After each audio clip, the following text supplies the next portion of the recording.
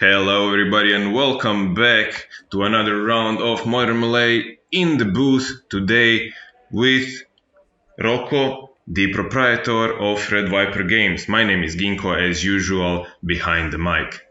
Hello, guys. Thanks for having me once again. Looks like we got a Murktide Regent versus an Esper Reanimator. Looks to be a very interesting match. Tell us more about it, Ginko.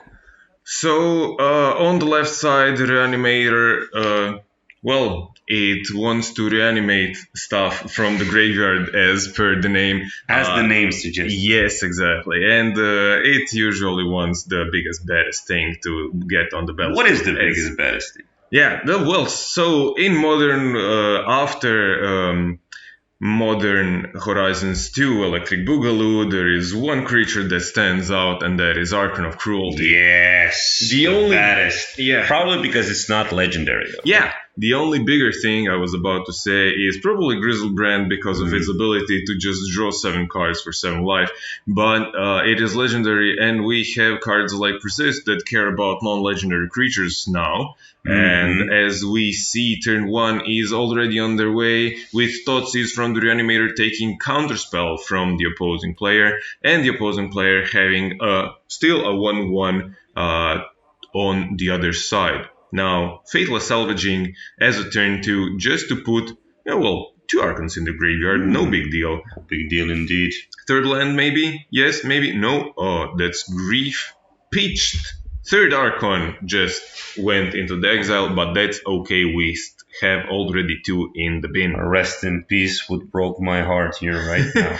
Yeah, this is game 1, so there is a Murktide, there is a Lightning Bolt, we don't care about any of this stuff if we have something like Persist in our hand. Would you rather open with a Dragon Rain Channel or a Ragavan in a Murktide deck?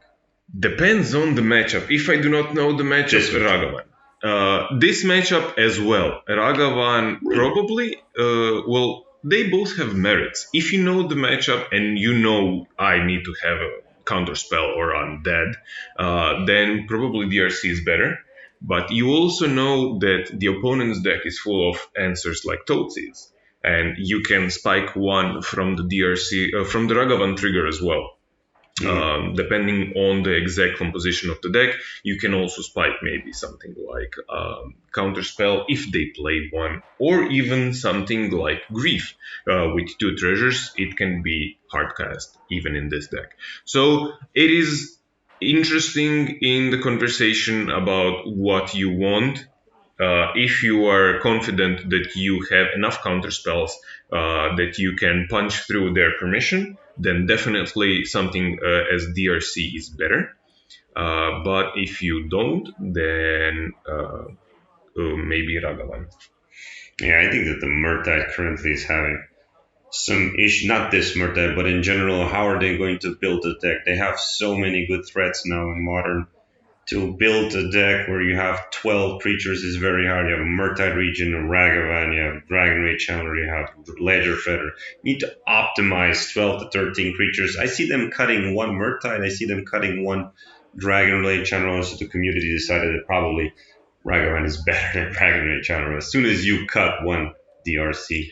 Well, yeah, that's also a conversation between Modern and Legacy, where they first of all Ragavan was banned, but all of the threats in Legacy are flyers. Yeah, and that's something that you have advantage of because none of your creatures get blocked by ground creatures. So that's something to also to keep in mind. Here we see something interesting. So first of all, Priest of Eldrites was trying to get its job, but first of all, let's see if the way is clear. Another Grief to check the hand, then Priest of Eldrites will sacrifice itself, lose 3 life, but that's okay because we are reanimating the biggest, baddest creature. Oh, yeah. And that is 1 card in the graveyard, 1 creature sacrificed, I gain 3 life, I draw a card, you can kiss your creatures goodbye. Now, Can the Murktide get out of this one though? Well, I was about to say the Reanimator needs to block because this is a 6/6 Murktide. There is 5, and they have a 6/6 creature, but there is the blink effect to just ETB once again, and that this is not cool. No, this is game and match. We see Expressive Iteration, excellent card in this blue tempo decks. But that's it. There's two. Not enough. Not good enough. Yeah. Let's go to the sideboard still. Yeah, so there is an interesting dynamic here. A lot of graveyard hate, as we see from just the first 3 cards from the Murktide deck. What have you saw? I saw 1 Unlicensed Curse. I saw 2 Relic of Progenitus, and this is something that you can get to your advantage because Relic of Progenitus can be also beneficial for your own Murktides. You never want to pop it if you don't have to, but once you have your Murktide Regent on the battlefield, you are free to go with the Relic and exile even your own cards because your Murktide Regent, remember, grows for each instant and sorcery that leaves your graveyard. Would Murktide Regent be a playable card if they don't have that ability? Yes. Yeah, that's what I thought so as well. What were they thinking? They printed a card like that with another crazy ability such as that. Yeah, I mean, the Murktide Regent is just a better Tombstalker, right? Yes. And much better Tombstalker. Even in the right colors. That's what makes it even more. Even without the last clause, as you said. But with the last clause, if you have 2 of them, just exile 1 or 2 things from your graveyard. And then with the second one, just go full ham and exile all of the stuff. Both of them get the same amount of +1/+1 tokens for each instant or sorcery that the second one exiles. Yeah, that's crazy. Yeah. From the other side, we have the Reanimator side of the battlefield or of the sideboarding. Here, we will probably see much more answers. And I do believe that there is also... Answers to what? Answers to graveyard hate. Okay. So I do believe that there is a conversation about Totsis versus no Totsis in this kind of matchup. Personally, I'm against Totsis in Reanimator versus something as control tempo-ish style as Murktide goes, because you can draw your Totsis in the inopportune moments and it is a dead card. And you want each and every card to count here. So if you want to bring in answers, there is Prismatic Ending, which is an excellent card both against ground creatures, creatures in general, small creatures, and also graveyard hate in forms of Relic of Progenitus or Unlicensed Heirs. There is also March of Otherworldly Lights, Teferi, the small Teferi, and so on. I do believe. Would you want a Thoughtseize to have against an opponent's counterspells?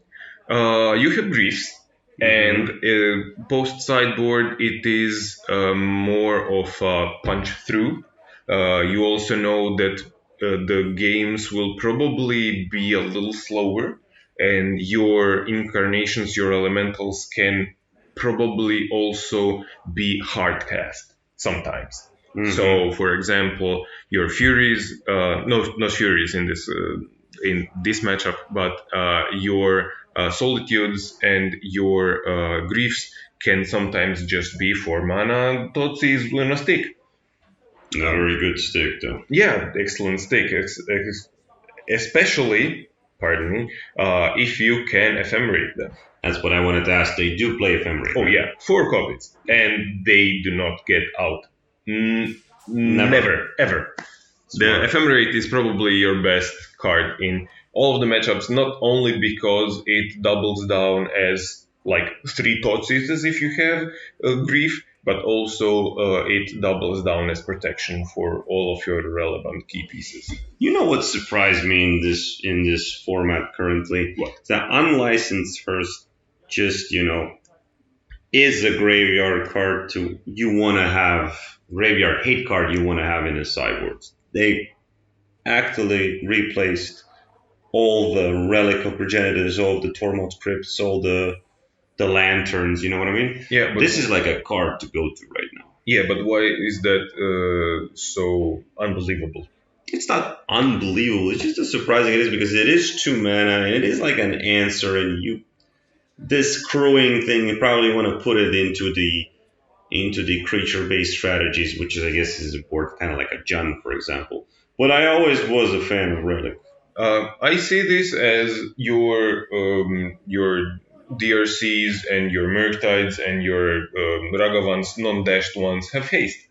So if you put this on turn 2 and exile like 4 cards from the opponent's graveyard or even your own graveyard, then you have a 4/4, 6/6, or 8/8, which can just be crewed by a creature that just came down and it's basically give itself haste in a form of an Unlicensed Curse that is just sitting there, quote unquote, in an empty graveyard if you do not need the effect.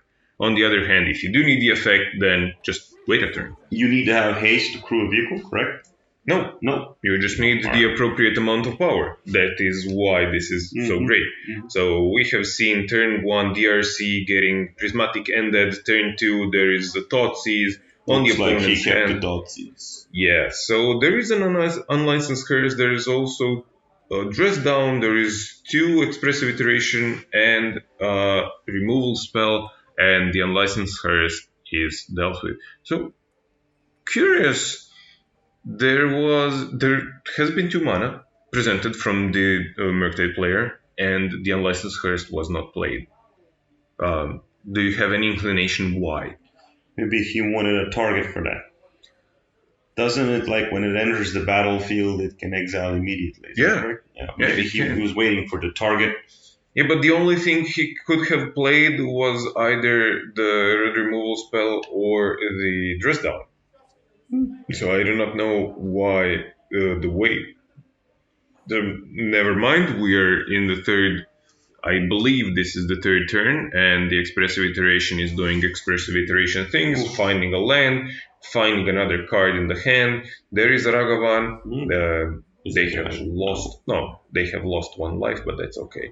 On the other hand, I do believe this is a 1-lander from the opponent. Not a good place to be. Not a good place to be. But also, they do not need a lot of lands. You need 2 lands to put your Murktides into your graveyard, and then the same 2 lands can get it out. So maybe a sketchy hand, but we have seen also here Solitude, getting rid of the Ragavan. The card disadvantage in this case rarely matters. I wouldn't say it doesn't matter, because all of your cards get replaced by the biggest, baddest thing you can reanimate, and that's Archon of Cruelty. But a very terrible position to be in. From which side now? From the Esper Reanimator side, because every spell you cast can be potentially countered. He has a threat. Yeah, but this is the point that Esper Reanimator doesn't present threats. It presents a threat. Yeah, this is what I mean. Yeah. And see with this relic on the battlefield, which make things even worse. Maybe. I do believe I spotted some white removal spells. Maybe a March, maybe another prismatic ending. We will see what it is. This might end up being a good matchup. Yeah. Not so one-sided after all. Yeah, no. The Reanimator side dealt with all of the early pressure. As we said, the game has slowed down to a point where they can develop safely or almost safely and deploy their Thoughtseize and everything else.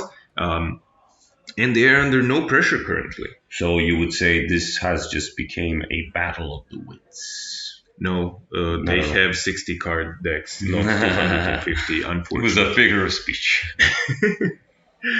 But yeah, no, this has been battle of who can draw their first spell or threat first.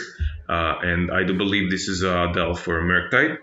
But also, if the Murktide is the one who has the first threat, then they need to back it up with something like a relic or with something like a counterspell, because priority works in mysterious ways, where you can Entomb, Fetty, and then just get it out. And this is a bait spell.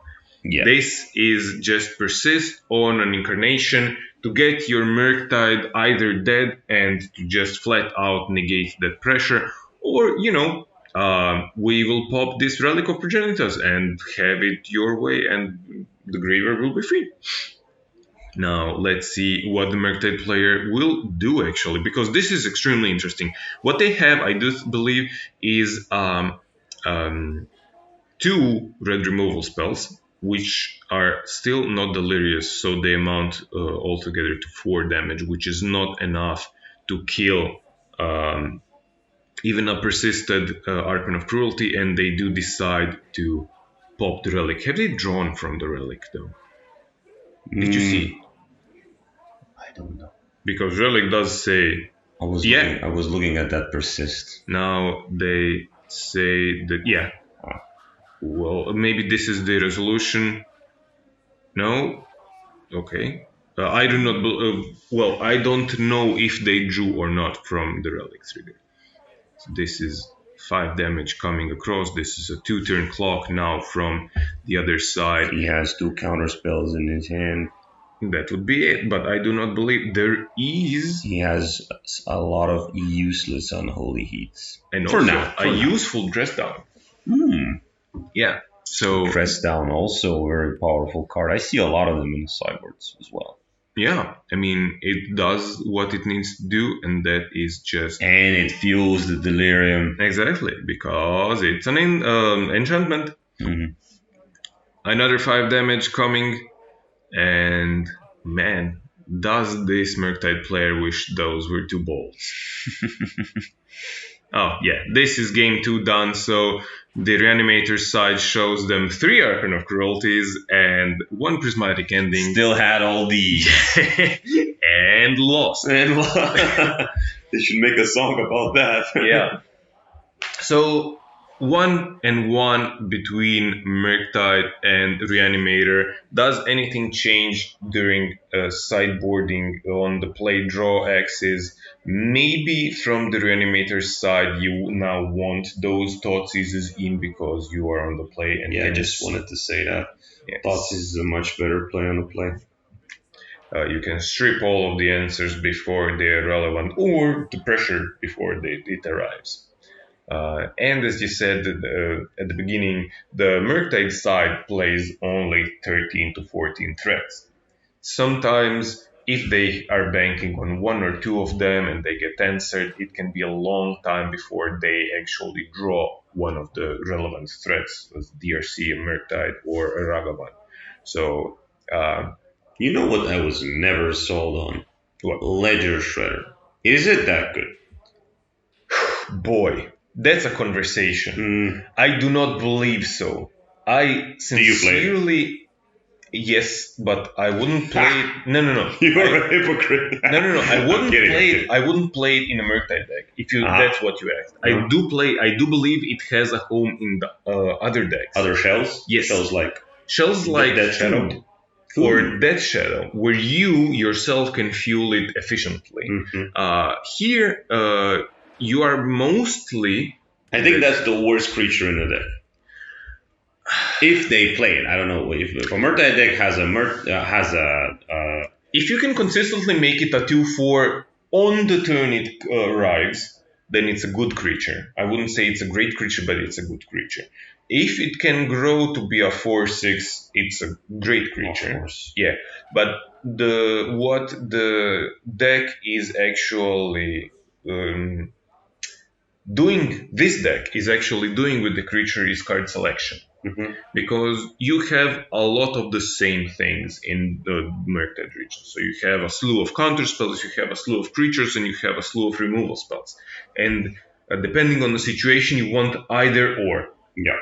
And there are just a handful of cards that do not fall in either of these categories, as the cards fall into the player's lap right now. And neither of both DRC and Ledger Shredder dig you towards those handful of answers. And this is the consistency of the deck. fortunately or unfortunately, depending on how you see it. Fortunately, if you are the Murktide player, because you can have as low as 12 creatures in a deck and draw them consistently, not because you will draw them because of the power of Ponder, Brainstorm, Preordain, but because you have DRC and Ledger Shredder, which will dig you towards those creatures and discard your useless lands or useless whatever spells you do not need. Call me old-fashioned. I'll take Delver of Secrets before Ledger Shredder.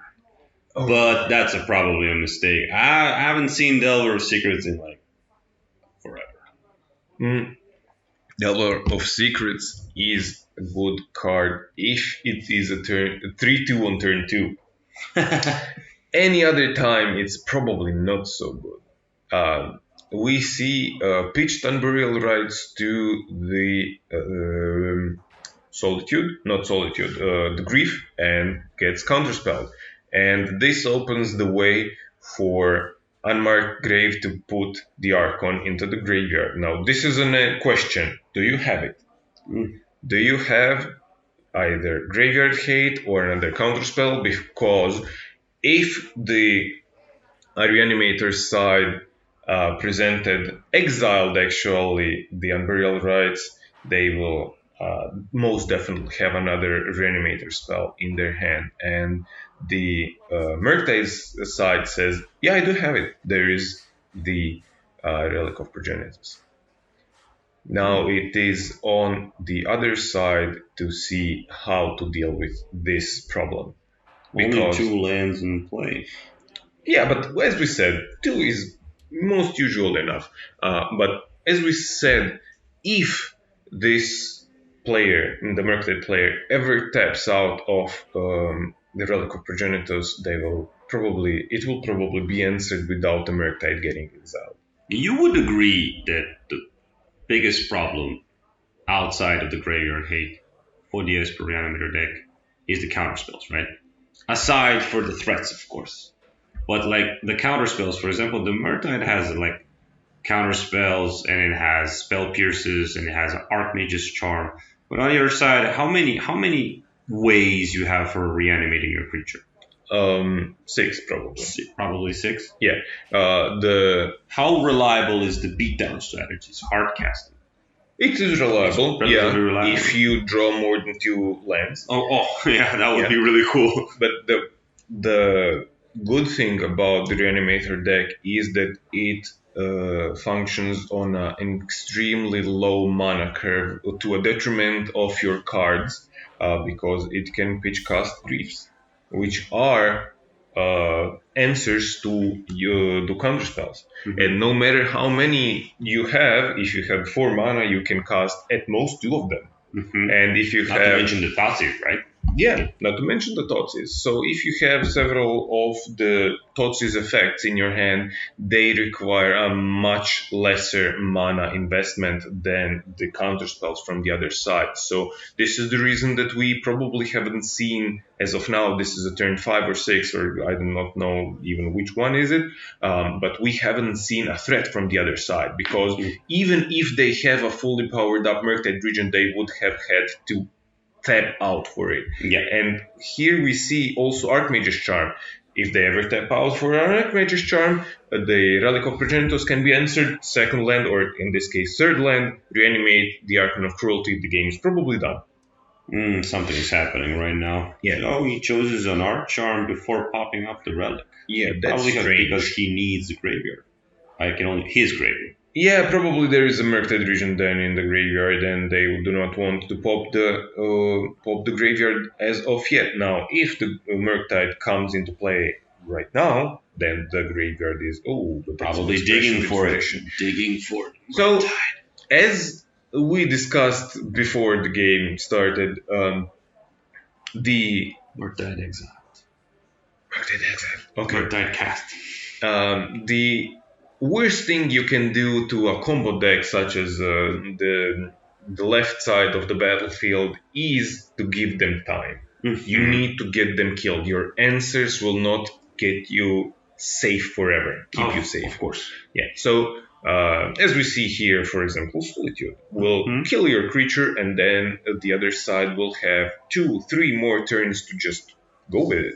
So this is a question: are you defending your Murktide or There's not a question. No. Are you defending your Murktide or letting this slide and let the game drag on for several more turns? Because this is fair. Yeah, that's this fair.